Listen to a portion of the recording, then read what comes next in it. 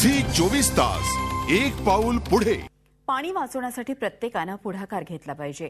ठाण्यातील घोडबंदर रोडवरील Cosmos launch या सोसायटीने अशी कृती केलेली आहे। पाणी वाचवण्यासाठी सोसायटीने ब्लू रिव्होल्यूशन प्रोजेक्ट राबवला आहे। त्यात पाण्याचं रिसायकलिंग करून जवळपास दिवसाला 10,000 लिटर पाण्याची बचत केली जाते। बघूयात हा स्पेशल रिपोर्ट। घोडबंदर रोडवरील टुकुचिनीवाडी जवळील कॉस्मॉस या सोसायटीने पाणी वाचवण्यासाठी ब्लू रिव्होल्यूशन प्रोजेक्ट राबवलाय। यामध्ये आपण जे पाणी धुण्या भांड्यांसाठी वापरतो तेच पाणी पुन्हा रिसायकलिंग करून सोसायटीत वापरलं जातं।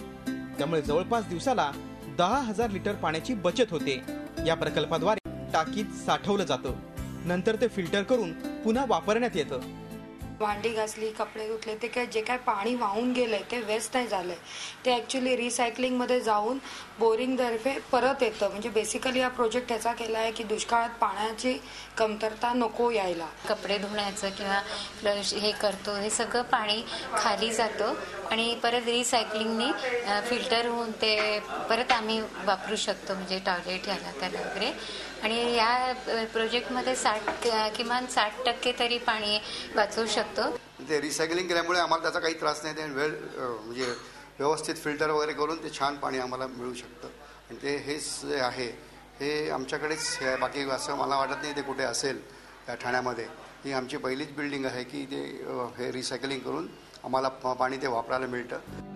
रिसायकलिंग केलेलं हे पाणी पिण्याव्यतिरिक्त इतर सर्व गोष्टींसाठी वापरण्यायोग्य असल्याचं प्रमाणपत्र सर्टिफाईड लॅबनं दिलंय।